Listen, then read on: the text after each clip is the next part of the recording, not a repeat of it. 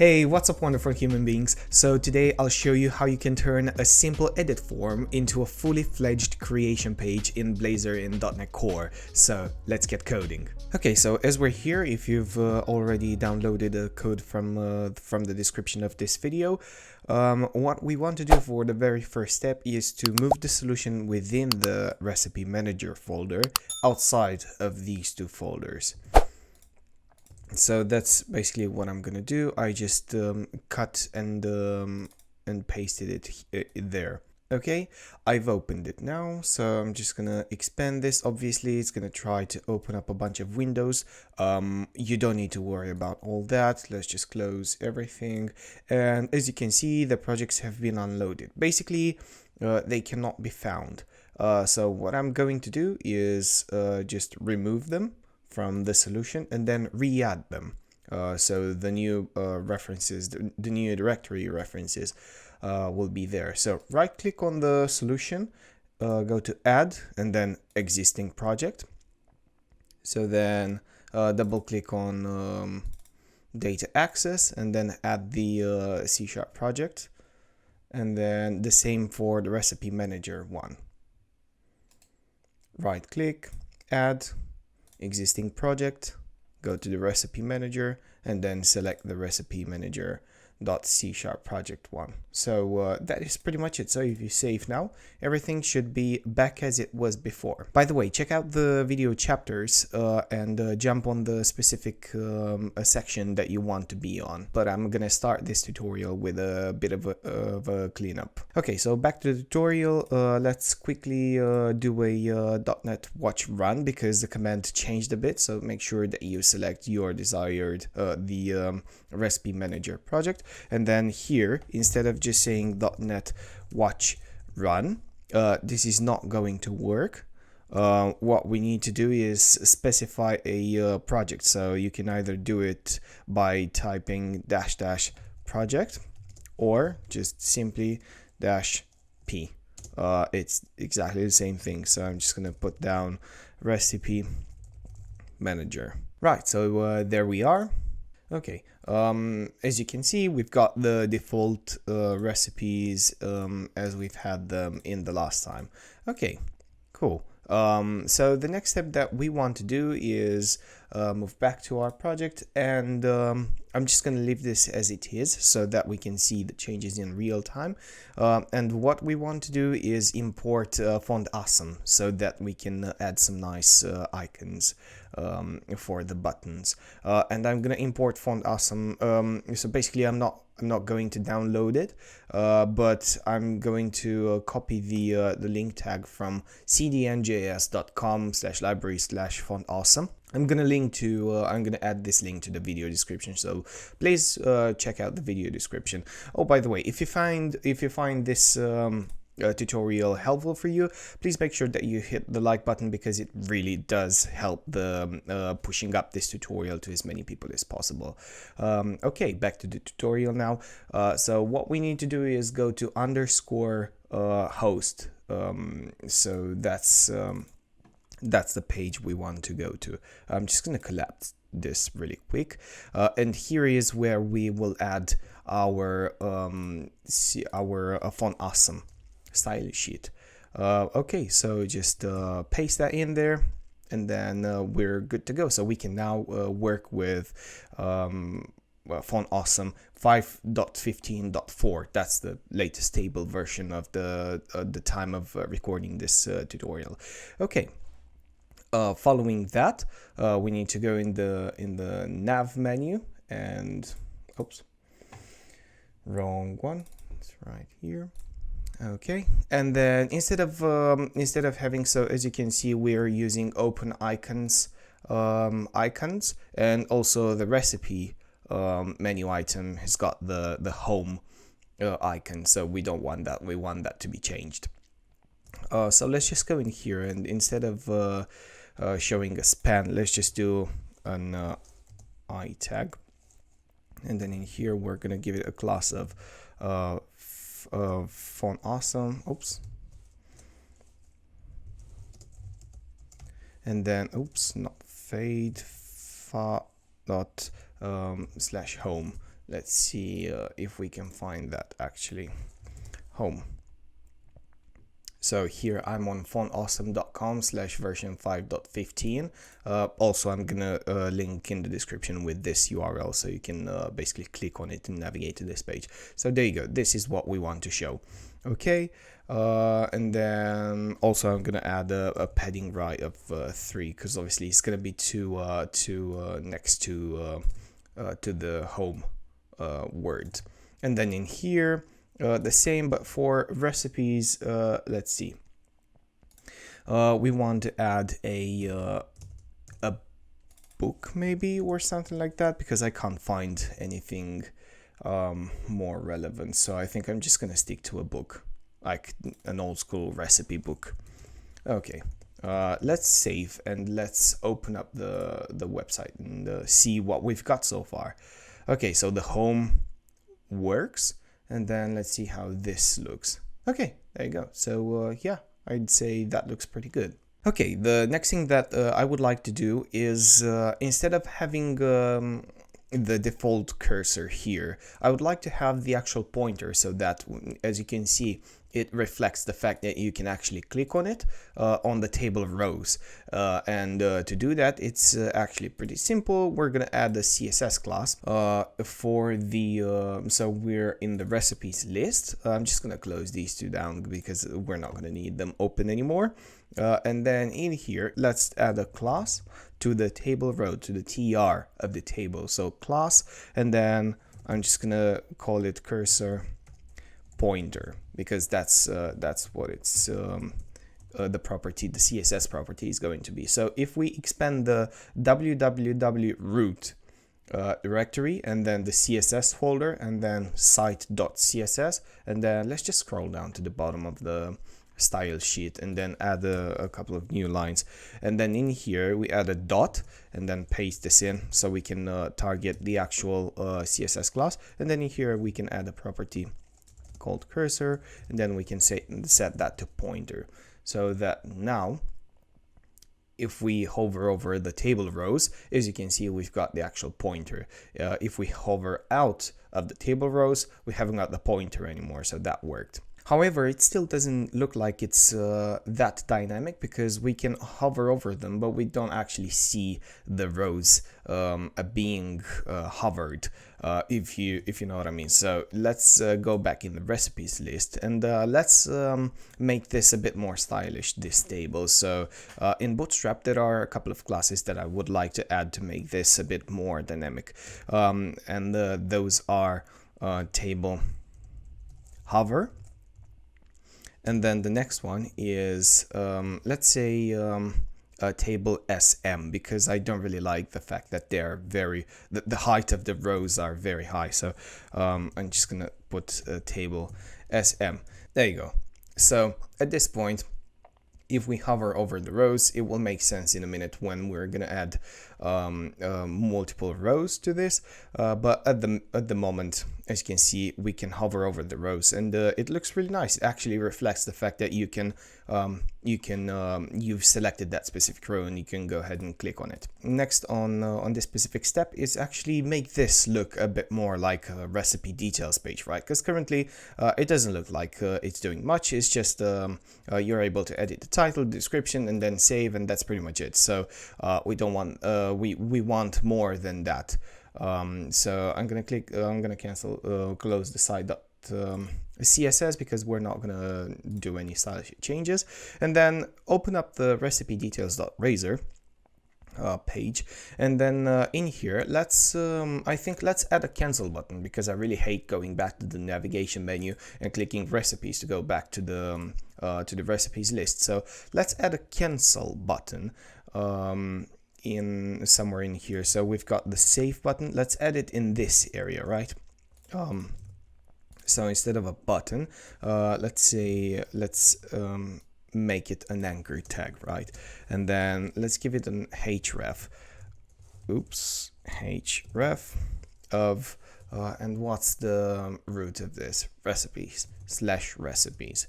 And then let's call this cancel. And then let's give this a class of btn btn/secondary. So this should turn in a moment gray, and then we can have a save button and then a cancel button that takes us back to the recipes list. However, as we've already imported font awesome, let's just add a couple of classes. So I'm just pasting real quick a couple of font awesome icons. It's exactly the same thing as we've done before. So instead of save here, I'm gonna have times. So if you don't know what this means, pause or go back to the beginning of this video. There you go. So we've got the font awesome icons, we've got the save icon, and then the cancel, the times, the X icon that takes us back to the recipes list. Let's actually just make them look even a bit more nicer by adding a btn SM bootstrap class. Okay, I think that should make them look a bit nicer, a bit more stylish, to keep it in line with everything we've got. Okay, next up is to add the delete button, right? We need to, let's just copy and paste this real quick. And then type submit. We're actually going to change this to type button because it's not going to submit. And then let's give it a class of btn danger, and then font awesome a trash icon, and then let's just call it delete. Okay, and then I think what we want to do with this is to float it to the right hand side. So let's see how it looks currently. It's just right next to the two buttons, but we don't want that. Let's add it to the far right. So if I save this and I go back, there you go. So this is what we want, right? We want the cancel button, and then we want the save and cancel buttons, and then we want the delete button at the far right of the screen. The only other thing that I would like to do here is make this a bit, make the height of this a bit higher, so a bit bigger. But I think we've attempted to do this in the previous tutorial, but we've actually, so if we go to the description section in the input text area, here the attribute is actually rows, not rows. So if we save this, we're actually going to see a bit of a dramatic change in the height of this. There you go. So this is what we wanted, because obviously if you've got like a long recipe, you want higher, like a bigger text area. The next thing on our list is to make this entire page be styled. Because well, be a bit more stylish, because as you can see, we've got this entire area that is not used, and what we want to do is basically stretch the entire edit form to the to be a bit wider. So let's do that. So I prepared the classes already for you, and I'm just gonna copy and paste them. So here we are. We modified the class attribute inside the edit form, and then we're going to wrap the edit form in a div container. So let's actually just paste this at the bottom, and then indent this real quick. And then I'm going to walk through the classes, obviously, really quick. So we've got a class of container to the wrapper container of this edit form, and then display flex. Obviously, that's self-explanatory. That makes it display flex in CSS, and then the justify content to center. So we've got everything centered, and then we've removed the margins and paddings because the container adds some basic margins and paddings. So if we go back to the side, there we go. So we've got everything nice and centered. We haven't got anything stuck to the left side of the screen. And then if we expand this, we can actually, if we collapse this, we can actually see more of the content. So that's what we wanted. Okay, next up on our list is to delete the survey prompt, because that's a basic class created by Blazor.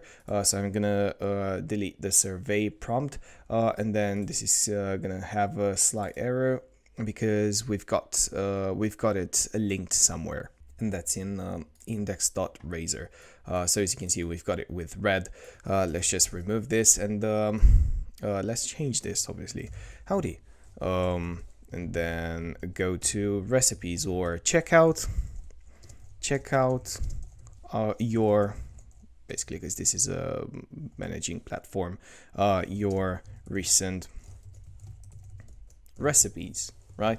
And then in here, let's make this an anchor tag with the href of recipes, and then let's paste this here. Okay, so this loaded, and then if we go to home, howdy, check out your recent recipes, and there we go. That's basically the small step that I wanted to undertake. Next up on our list is to change the color of this default blue and purple a Blazor stub project color, right?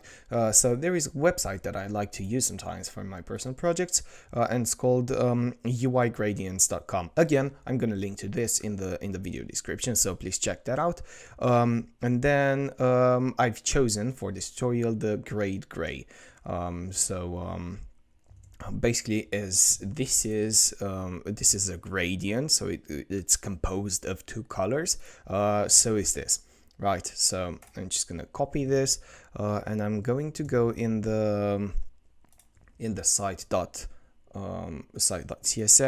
and then I know for a fact that the sidebar's class is sidebar and is right here. So here is how we can change the colors. However, I would like to show you how I found that out, because it's not really that obvious, maybe.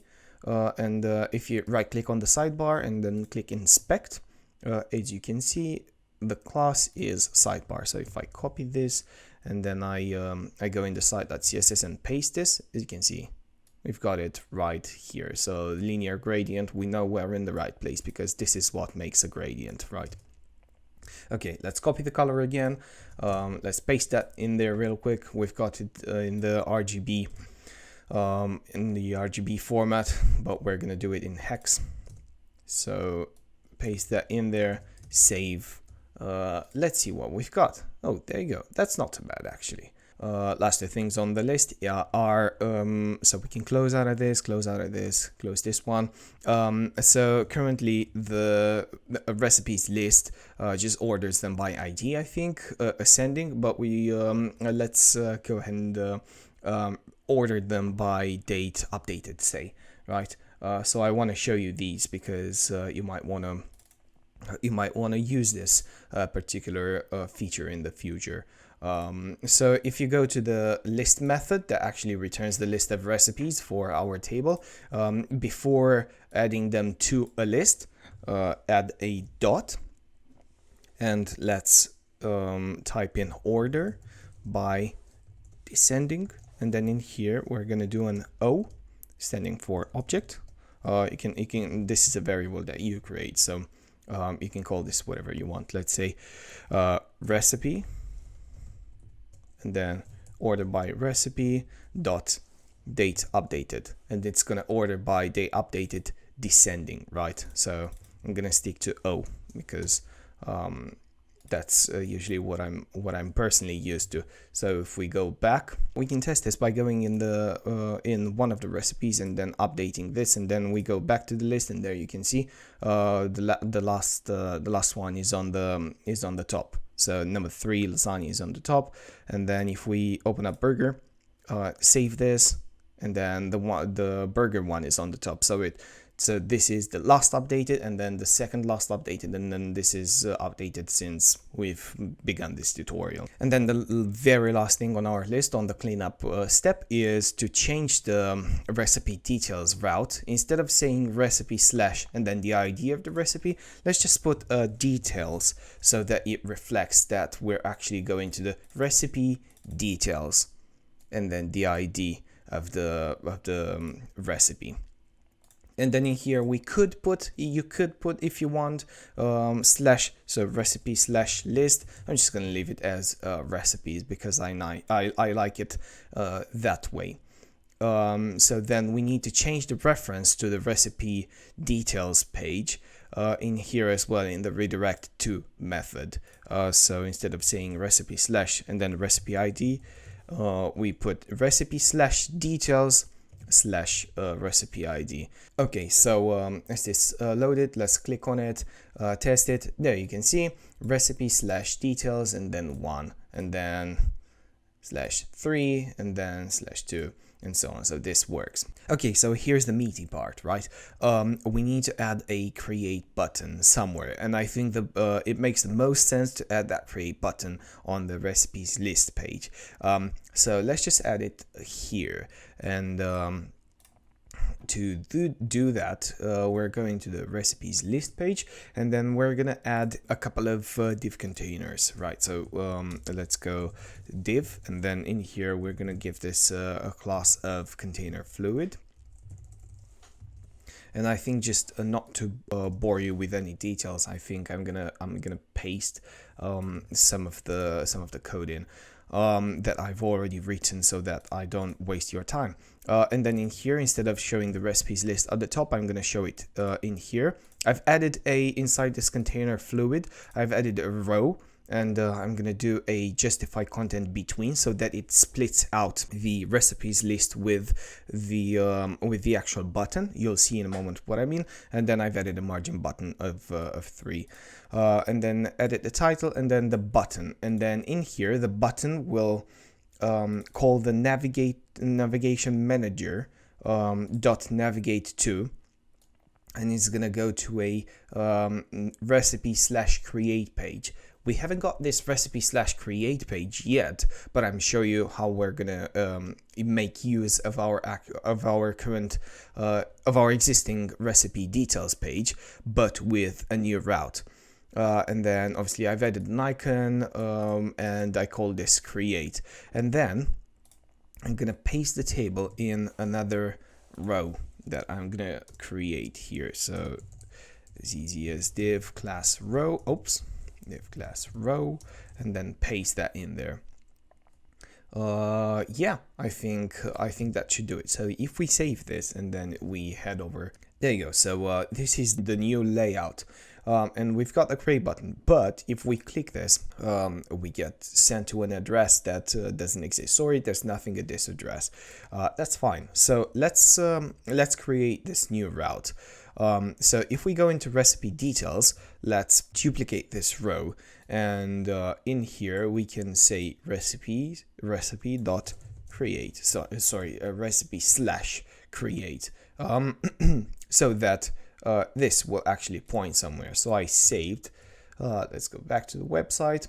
Okay, and then if I click create, there you go. So we are sent to the recipe details, and as you can see, we haven't really got anything in there. So we can this is free text. We can go ahead and type something in. The reason why this actually works is because before grabbing the recipe details, we're actually checking, is the ID null? If it isn't, then go ahead and get me the recipe details from the database. But if it is, don't do anything. So that's pretty much what the creation page is supposed to do. On the recipe details page, we want to make a few tweaks. Instead of save, we want this to say create, because we don't want to give the impression that they can save and then come back to a draft version of this recipe. We can add a create button, and also we need to remove the dates, because we haven't got any dates in a non-created yet recipe, and then we need to remove the delete button as well, because if the recipe isn't created, obviously they're not going to be able to delete it. So let's go back in here, and I'm going to show you a couple of really nice ways of doing that. So if we so this is the part that we want to hide if we are on the create page, right? But how do we figure out if we're on the create page? The ID is null. So to check if the ID is null, we can add an add sign and then type if and then double tab. So we've got an if statement generated for us, and then cut this and paste that in there.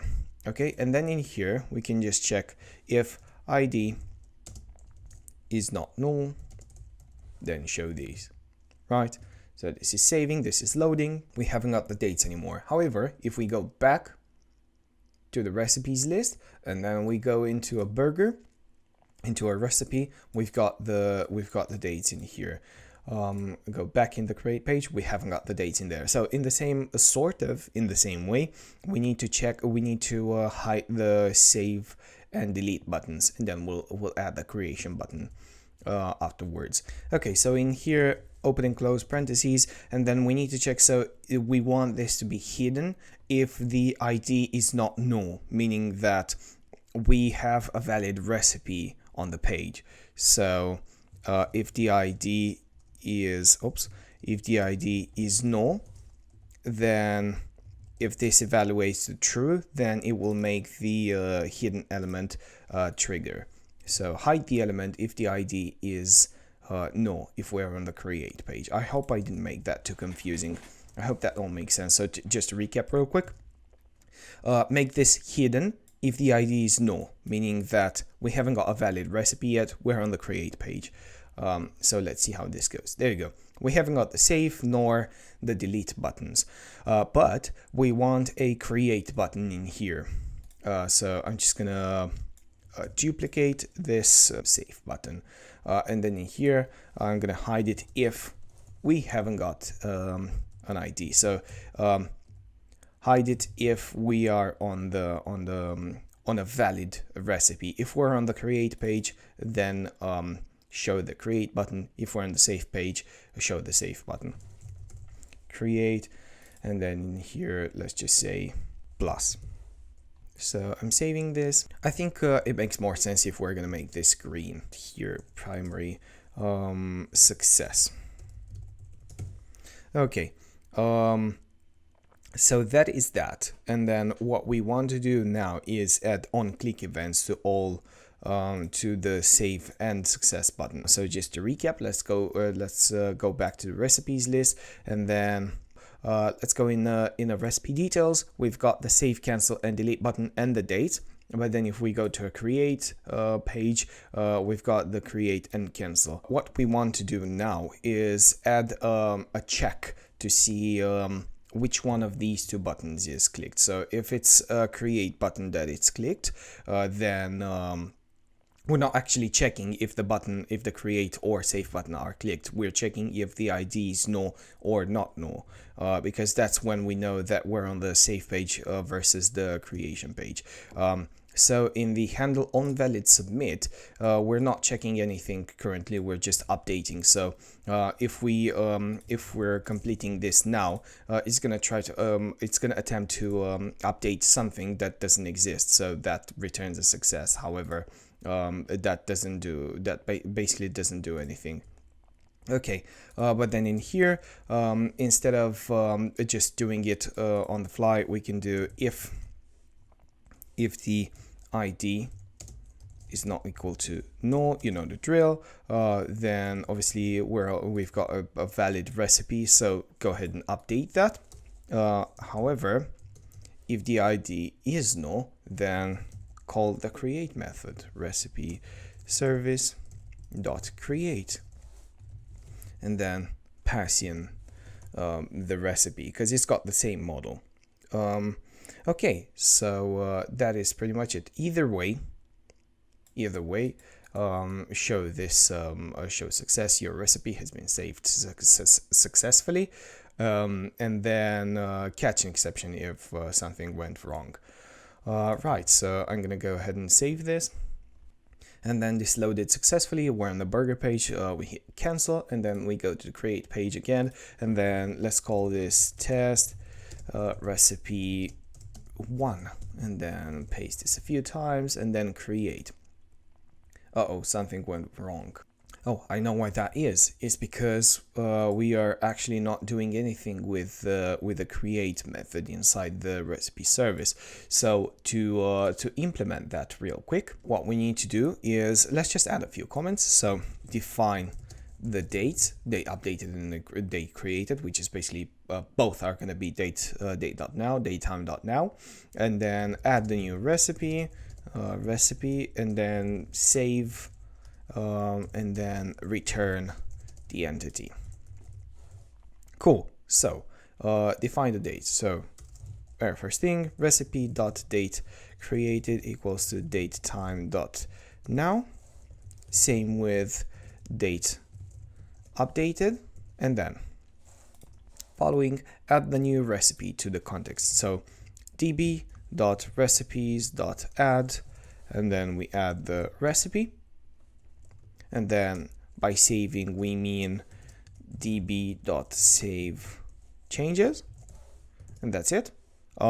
So in order to return the new entity, we actually need to store the result of this as a variable. So var new recipe, say, equals to this, and then to return the new recipe is as easy as saying return new recipe dot entity.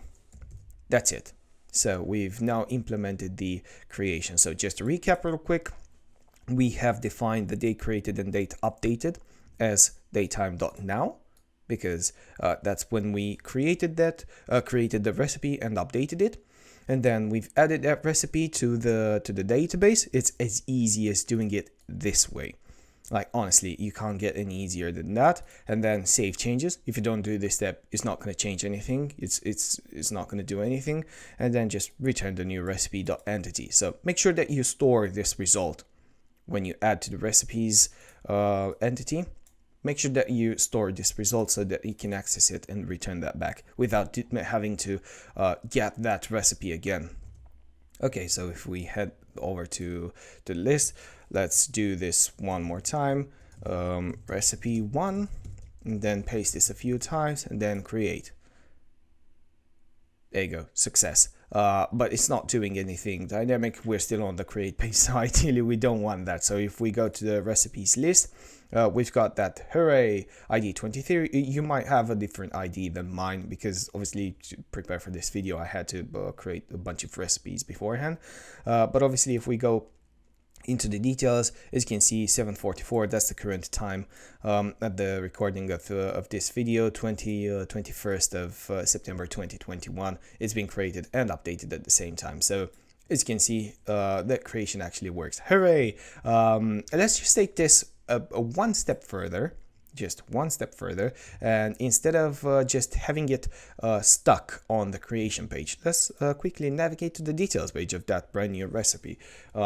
So in order to do that, we're going to make use of the recipe of the navigation manager. So let's inject it on the top of the recipe details real quick. Navigation manager, and then navigation manager, we're going to call it. Okay, oops. And then in here, after we create, let's do navigation manager dot navigate to excuse me, and then in here let's navigate to the details page. Okay, and then here we are, and then instead of these parentheses, let's do a $, sorry, before the double quotes, and then inside curly braces we're gonna paste in the recipe.id.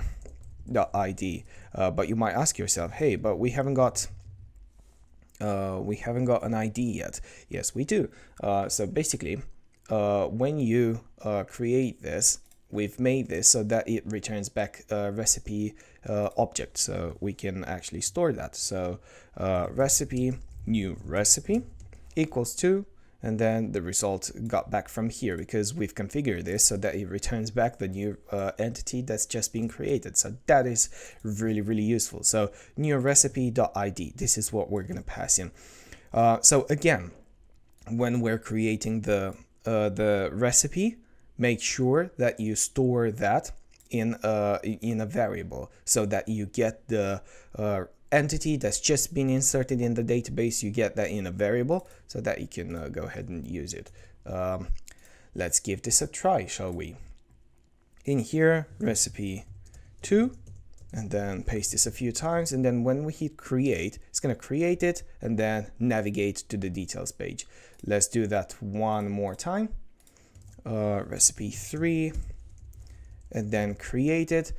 Take note of the route of the page that we're on, and then if I press create, it's gonna navigate, it's gonna create it success, your recipe has been saved successfully, and then it's gonna navigate to the recipe details and the new ID. Okay guys, so that's it with today's tutorial. If you did enjoy it, please make sure that you hit the like button so that this tutorial gets pushed to as many people as possible. And I post every Saturday tutorials and discussions just like this one. If you do like content like this, please consider subscribing and hit the notification bell so that you can get notified every time I post a new video. If you've got questions or suggestions, please make sure that you leave them to the comment section below, and I promise I'll make sure to respond to every single one of them. Until next time, stay safe.